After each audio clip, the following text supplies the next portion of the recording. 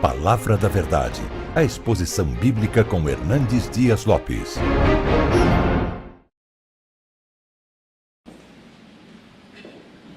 Convido você para abrir sua Bíblia comigo na carta de Paulo aos Romanos, no capítulo 4, versos 16 a 21.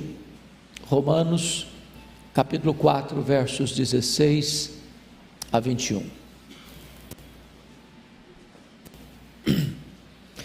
Está escrito: esta é a razão porque provém da fé, para que seja segundo a graça, a fim de que seja firme a promessa para toda a descendência, não somente ao que está no regime da lei, mas também ao que é da fé que teve Abraão, porque Abraão é pai de todos nós, como está escrito: por pai de muitas nações te constituí, perante aquele no qual creu, o Deus que vivifica os mortos e chama à existência as coisas que não existem.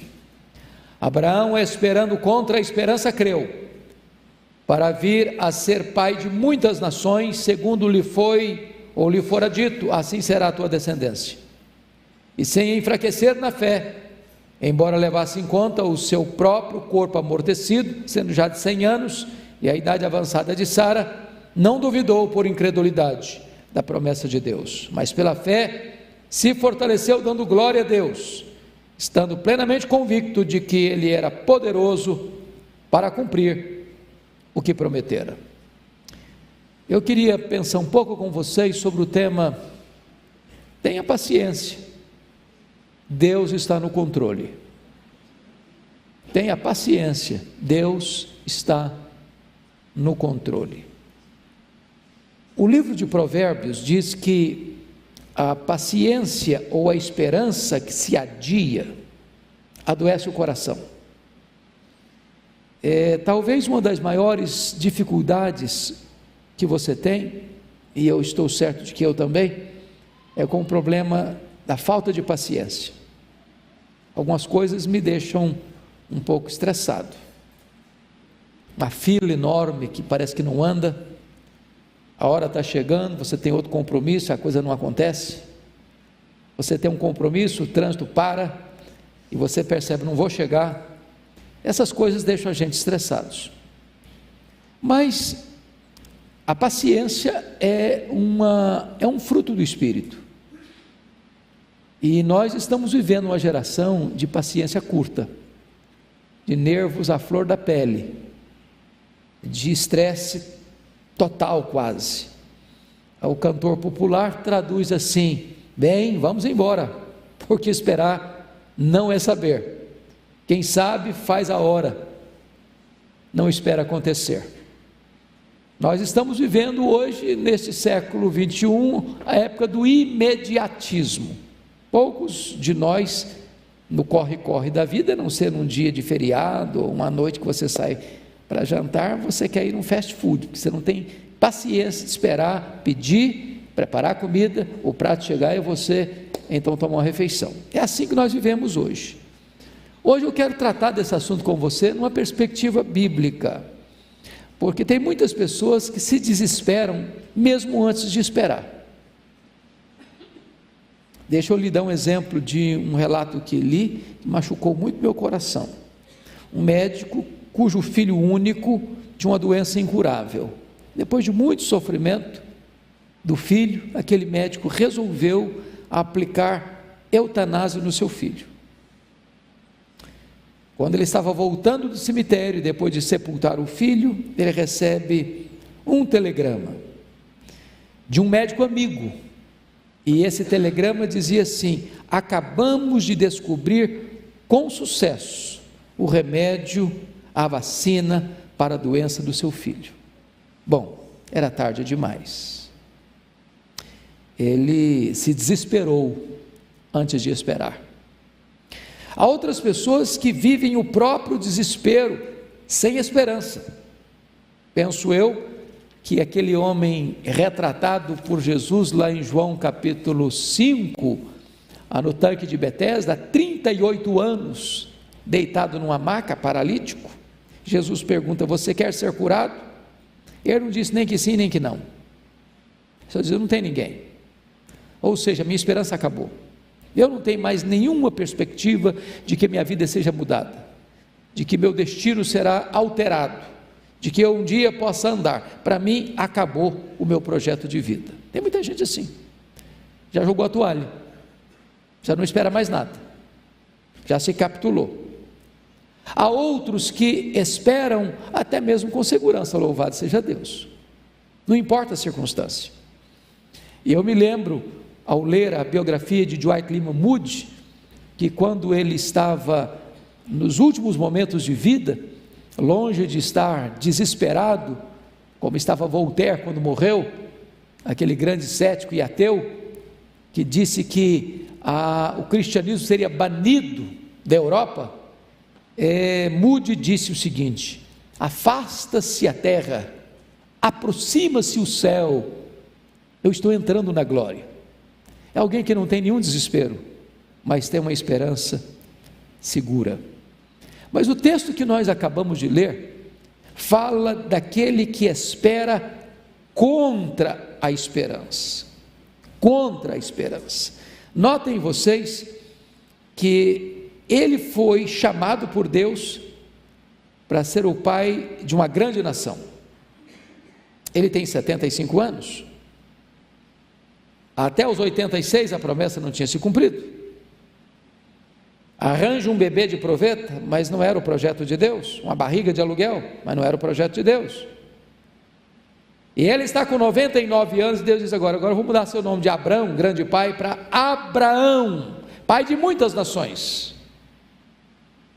Mas o seu corpo já estava amortecido. A sua mulher era estéril e já tinham passado as regras. E quando todas as possibilidades cessaram, ele ainda contra a esperança creu que Deus era poderoso para cumprir a sua promessa. Entender que Deus está no controle, mesmo quando você perdeu o controle. Entender que Deus tudo pode, mesmo quando você nada pode. Entender que Deus realizará o que prometeu, ainda que as evidências pareçam o contrário, é o grande desafio da nossa vida. E eu queria nesse momento aqui examinar essa questão da esperança contra a esperança, de esperar contra a esperança, na vida desses três patriarcas, Abraão, Isaque e Jacó. Vejamos em primeiro lugar, só pode ter uma esperança que não se desespera aquele que crê no Deus dos impossíveis, e este é Abraão. Notem comigo algumas coisas. Primeiro, ele começa a peregrinar e a ouvir a palavra de Deus quando ele tinha 75 anos de idade. Bom, com 75 anos de idade, você está pensando, e eu também, em dar uma retirada, não? Repaginar a sua vida, falar: Senhor, eu já trabalhei, agora eu quero também dar uma parada um pouquinho, ou talvez selecionar um pouco, isso aqui eu não vou fazer, vou me dedicar àquilo outro, aquilo que eu mais gosto, que me exige menos. Não é assim que a gente planeja a vida? Talvez uma casa na montanha, ou talvez uma casinha na beira do mar, ou talvez uma rede de balanço, ou talvez eu quero viajar um pouco, ou eu quero descansar um pouco. Com 75 anos você está pensando em pendurar chuteiras. Mas na verdade, com 75 anos, Deus estava começando um novo e um grande e um inédito e um extraordinário projeto na vida deste homem. É muito importante isso. Então eu quero dizer para você que não há tempo, não há hora, não há idade para Deus chamar você, para Deus começar um novo projeto na sua vida. De repente você é um Caleb que com 85 anos tem terra para conquistar, tem horizontes para alcançar, tem sonhos para ver cumpridos, tem desafios a ser realizados. Pense comigo no que escreveu o profeta Joel, que ao ser derramado o Espírito Santo, os velhos sonharão. E é claro que quando está dizendo que sonharão, não está falando que comeu bastante e vai ter sonho de noite, não é isso não. Sonharão e no sentido de que terão projetos, porque uma das marcas da velhice é que quando a gente vai ficando com os cabelos brancos, a gente começa a vangloriar-se ou a ficar assim, muito encantado com as vitórias do passado, a gente começa a contar o passado. Mas quando você está cheio do Espírito Santo, você começa mesmo na velhice, planejar, sonhar, esperar coisa grande para o futuro. É isso que o texto diz. Por exemplo, Winston Churchill tornou-se primeiro-ministro da Inglaterra aos 70 anos e liderou a Inglaterra na sua maior crise na Segunda Guerra Mundial, evitando que aquele país naufragasse pela invasão dos inimigos. Então, não pense em se retirar da luta, não pense em aposentadoria. Aliás, não tem aposentadoria no reino de Deus. Você se aposenta do trabalho, da sua profissão, no reino de Deus não. Então tem projetos de Deus para a sua vida aí, porque Abraão começou com 75. Então vamos lá, segundo ponto. Abraão é constituído pai de muitas nações sem ter um descendente. Isso me impressiona muito, porque Deus mandou sair da sua terra, do meio da sua parentela, e disse: olha, em ti serão benditas todas as famílias da terra, você será pai de grandes multidões, de grandes nações. E ele chamava Abrão, grande pai. E alguém pergunta: você é um grande pai, mas quantos filhos você tem? Não tenho filho ainda não, mas eu sou um grande pai. Já pensou que coisa curiosa? Olha o bullying que ele ia sofrer. Aí com 99 Deus muda o nome dele, nome mais audacioso, acrescenta um A, agora não é Abrão, agora é Abraão. E Abraão significa pai de grandes nações. Aí eu imagino o Abraão, já quase bengala, andando, e aí você mudou o nome, foi no cartório, mudou o nome, mudei o nome. E aí para que não você mudou? Agora eu não sou mais grande pai, agora eu sou pai de uma grande multidão. E aí, quantos filhos? Não, tem ainda não. E a sua mulher? Minha mulher é estéril. Vai dar, ela está com 90. Já também não tem regras mais não. Você já parou para pensar que ele creu contra a esperança? Tem hora que o fato de você crer pode fazer você alguém motivo de chacota, de piada. Parece que tem hora que crer é sinônimo de loucura. O que faz de você alguém especial, de crente não louco, é que você espera no Deus que não pode falhar. É que nenhuma das promessas de Deus cai por terra. É que promessa de Deus e realidade são a mesma coisa. Deus não é um homem para mentir, e ainda que pareçam loucas essas promessas, elas hão de se cumprir, se foi Deus que falou, se foi Deus que prometeu. E como Deus prometeu, Deus cumpriu na vida do Abraão. Agora notem vocês, em terceiro lugar, que Abraão tinha agora 100 anos quando Isaac nasceu. Diz a Bíblia que o corpo dele estava amortecido. E diz a Bíblia que Sara já havia passado o tempo de ser mãe, além do que ela era estéril. Portanto, o bom senso diria assim: bom, isso é impossível. A razão dizia assim: bom, isso não pode ser. Mas a fé diz: tudo é possível. Sabe quantos anos Abraão esperou para a promessa se cumprir? 25 anos. E eu já era um homem, não era um menino mais não, eu tinha 75 anos. Então eu pergunto a você: há quanto tempo você espera o cumprimento das promessas de Deus na sua vida? Você teria paciência para esperar 25 anos? Paciência para ver as coisas indo na contramão da lógica, do bom senso, da racionalidade, e ainda assim aguardar o cumprimento das promessas de Deus? Diz o texto: Abraão não duvidou da promessa de Deus por incredulidade, mas pela fé se fortaleceu, dando glória a Deus, estando plenamente convicto de que Ele era poderoso para cumprir o que prometera. Nós não vivemos pela razão, nós não vivemos pela emoção, nós não vivemos pelas evidências, nós vivemos pela fé. Quarto lugar, notem vocês que quando Isaac estava um rapaz, eu não sei com que idade Isaac estava, a Bíblia não menciona, mas não devia ser um menino, devia ser um adolescente pelo menos, capaz de pegar um fecho de lenha e carregá-lo nas costas. Então você não bota um fecho de lenha nas costas de uma criança, você bota um fecho de lenha nas costas de um adulto. E quando Deus aparece para Abraão e diz assim: Abraão, eis-me aqui, Senhor, oferece o teu filho, a quem amas, Isaque, em holocausto, no monte que eu te mostrarei. Abraão bate continência, não espera nem o dia amanhecer. A Bíblia não diz, mas eu acho que ele não contou para Sara, que se tivesse contado talvez ele não teria saído de casa com o menino. Você pode ir sozinho, com meu filho você vai não. Racha a lenha de noite para ninguém perceber, chama 2 empregados, sai para uma viagem de 3 dias.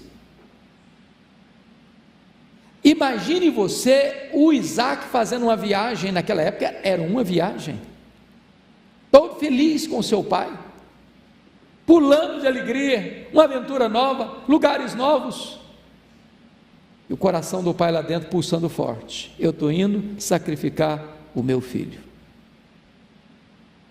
Imagina a primeira noite, arma uma tenda, o menino dormindo e o pai encosta bem nele: meu Deus, eu vou sacrificar o meu filho.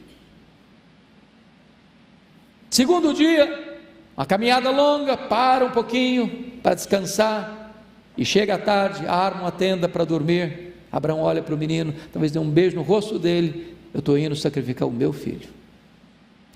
O último dia, avistam de longe o Monte Moriá, e Abraão diz para os seus moços: vocês fiquem aqui, eu e o menino iremos lá, tendo nós adorado, voltaremos. Por que ele disse isso? Porque ele creu que Deus era poderoso até para ressuscitar o seu filho.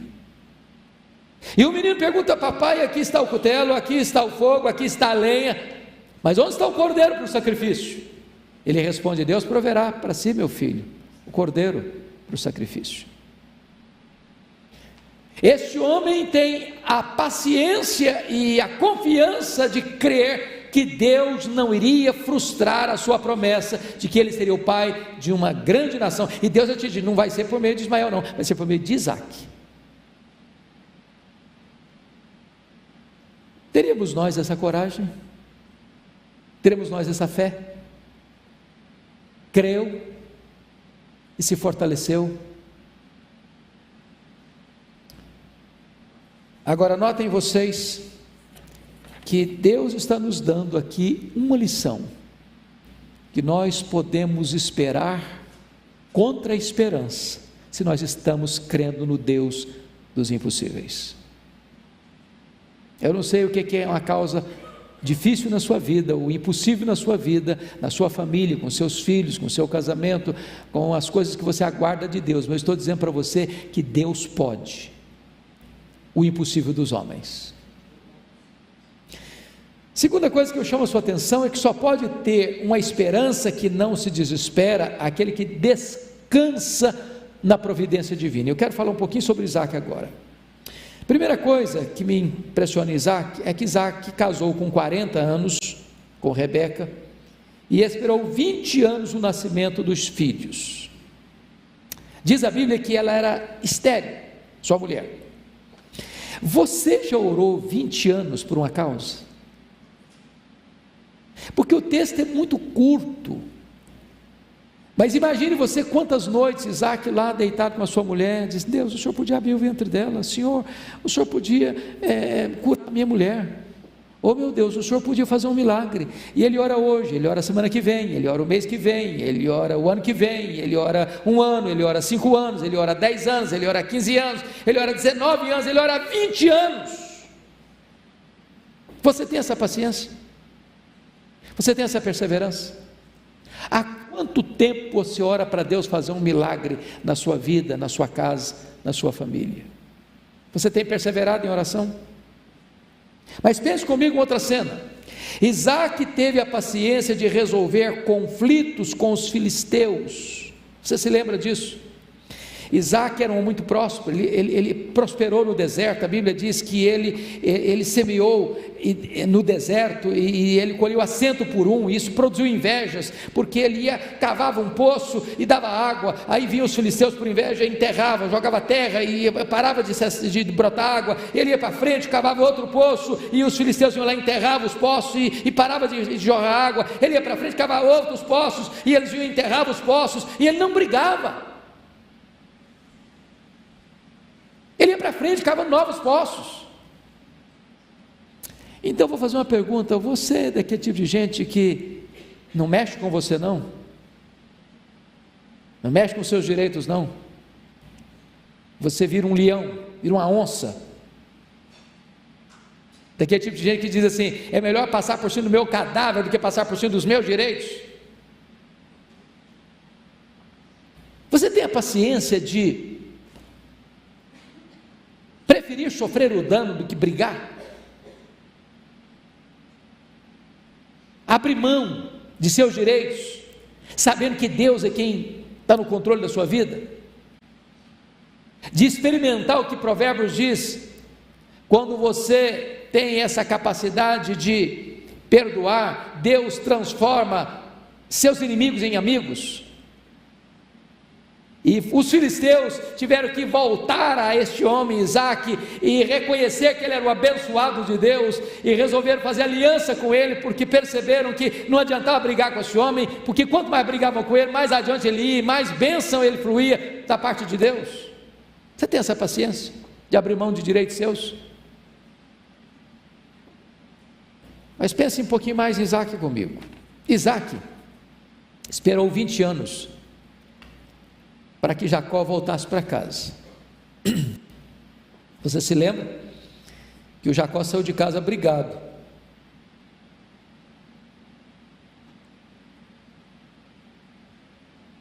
Depois de trair o pai, depois de enganar o irmão, e depois do irmão, Esaú falou o seguinte: meu pai vai morrer logo, e não morreu logo coisa nenhuma, e eu vou matar meu irmão. E diz a Bíblia que o Isaac espera 20 anos para o Jacó voltar, que passou 20 anos em Padã Arã. Eu pergunto a você: quanto tempo você espera para um filho seu voltar? Para alguém da sua família voltar? Para você ver alguém amado que um dia partiu, e partiu com o coração pesado, e você ficou com o coração pesado, há quanto tempo você espera que essa pessoa volte, que a paz se restabeleça, que a harmonia da sua família se restabeleça, que aqueles membros da sua família que estão estressados um com o outro se reconciliem? Pois Isaac esperou 20 anos a reconciliação de seus filhos. Mas eu queria concluir pensando agora um pouquinho com você. Terceiro personagem: só pode ter uma esperança que não se desespera aquele que crê no Deus das grandes transformações. Quando Jacó saiu da casa de seus pais, Isaac e Rebeca, e vocês conhecem bem a cena, ele era o filho queridinho da mamãe. O Jacó vivia, numa linguagem bem brasileira, na barra da saia da mãe. Ele era o filho protegido da mãe, enquanto o Esaú era o preferido do pai. E ele era mais caseiro, e ele era mais afeito às lides domésticas. Ele sabia cozinhar bem, fez um guisado certa feita que fez um sucesso, a ponto do irmão resolver comprar o guisado pelo direito à primogenitura. Vendeu para comprar esse guisado. E o nosso amigo Jacó tinha 71 anos quando saiu de casa. Bom, para quem morreu aos 147, com 71, é a mesma coisa de alguém que vive 80 anos e com 40 anos já está solteiro ainda. Isso dá úlcera em muita gente, dá gastrite em muita gente. Mas o Jacó, com 71 anos, é solteiro, na casa dos pais. Você tem paciência para isso? De esperar tanto tempo? Bom, aí ele vai para a casa de Labão, e ele trabalha 7 anos para conseguir casar-se com Raquel. E no dia das núpcias, o sogrão o engana e introduz na recâmara nupcial a Lia, mais velha, que não tinha tanta beleza física assim. E quando ele acorda apavorado e com muita raiva do sogro, o sogro diz: não, aqui na nossa terra é assim não, não casa com a caçula, não se casar com a mais velha não, primeiro a mais velha. Então você quer casar com ela, com a Raquel, você vai trabalhar mais 7 anos. Você já pensou o que é trabalhar 14 anos para se casar? E a Bíblia diz que aquilo foram com poucos dias, pelo tanto que ele a amava. Agora, se você pensa que foi trabalhar no ar-condicionado, não foi não, foi trabalhar atrás de ovelhas, debaixo do sol causticante, de uma região árida e seca. Você teria paciência de investir tantos anos pela pessoa que você ama, pagar um preço tão alto? Agora pense comigo, que Jacó esperou nada menos do que 20 anos para se reconciliar com seu irmão Esaú. Meus irmãos, eu fico imaginando que cada dia que passava, aquilo passava na mente dele: meu Deus, como é que vai ser minha volta? Como é que vai ser minha volta? Meu irmão está com raiva de mim, meu irmão quer me matar, e lá naquela época não tinha carta, naquela época não tinha telefonema, naquela época não tinha contato, ele não sabia como é que estava o coração do irmão dele. Tanto é que no momento do encontro, ele toma as devidas precauções para que seu irmão não mate a família dele. 20 anos para se reconciliar, 20 anos para retomar a vida familiar, 20 anos para experimentar a graça de Deus restauradora na sua família. Agora pense mais comigo. Jacó chorou 22 anos por José. José tinha 17 anos quando foi vendido para o Egito. José ficou 22 anos no Egito até mandar chamar sua família. Jacó espera dos 108 anos aos 130 anos, talvez chorando todo dia pelo filho. Pensa comigo em quanta paciência. Até que Deus, por sua graça, fez o seu filho reviver diante dos seus olhos. E eu hoje faço uma pergunta para você que está aqui: há quanto tempo você espera o renascimento dos seus filhos diante dos seus olhos? Há um ditado popular que diz que a esperança é a última que morre. Para muitos a esperança já morreu, mas se você crê no Deus de Abraão, no Deus de Isaac e no Deus de Jacó, você pode ter a esperança que não se desespera, porque aquele em quem você espera é o Deus que vivifica os mortos, é o Deus que chama à existência as coisas que não existem, que faz com que a mulher estéril seja alegre mãe de filhos, que pode o impossível. Então, faça como Abraão, espere em Deus, mas ainda que contra a esperança, espere em Deus. Talvez hoje, aquilo que mais faz você chorar, vai ser o motivo da sua maior alegria amanhã. Talvez o filho, a filha que hoje mais traz angústia e dor ao seu coração, vai ser aquele ou aquela que vai trazer mais alegria à sua alma. Há duas coisas que Deus não pode falhar, irmãos. Primeiro, Deus não pode falhar quanto a si mesmo. Segundo, Deus não pode falhar com respeito às suas promessas. Então espere em Deus. Eu queria que nesse momento você pudesse fechar seus olhos, curvar sua fronte e colocar a sua vida diante de Deus. Você que está esperando um milagre acontecer na sua vida, na sua família, na sua casa. Você, esposa, ainda pode ver seu marido convertido ao Senhor. Você, pai, você, mãe, pode ainda ver seu filho e sua filha se rendendo aos pés do Salvador. Você, rapaz, você, moça, ainda pode esperar um lar abençoado e um casamento feliz. Você que está desempregado pode ainda ver uma porta da providência de Deus se abrindo para você. Você, marido, você, esposa, que está com o casamento fragilizado, pode ver seu casamento ressuscitando das cinzas. Você que acha que o seu amor acabou, Deus pode acender essas chamas de novo. Então eu clamo a você a conhecer o Deus de Abraão, o Deus de Isaac, o Deus de Jacó, o Deus que ressuscita os nossos sonhos, Deus que nos toma quando nós já estamos completamente falidos e realiza um grande milagre para que toda a glória seja dele. Hoje você pode agir como Abraão, que esperando contra a esperança, creu, e sem enfraquecer na fé,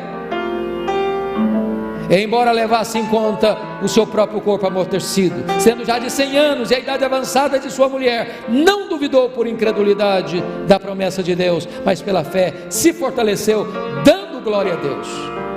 Bendito é o teu nome, Senhor, porque tu és o mesmo Deus do passado, o Deus que age, o Deus que intervém, o Deus que opera maravilhas, o Deus que realiza milagres, o Deus que surpreende, o Deus para quem não há impossíveis, o Deus todo-poderoso que está aqui agora, nesta noite, assistindo-nos, cercando-nos com o seu cuidado. Bendito é o teu nome. Aquieta a nossa alma, abranda os temores do nosso coração e gera em nós, Deus, aquela fé inabalável, aquela confiança plena de esperar, ainda que contra a esperança. Assim oramos, e assim adoramos, e assim exaltamos o teu nome, em Cristo Jesus, nosso Salvador. Amém. Palavra da Verdade, a exposição bíblica com Hernandes Dias Lopes.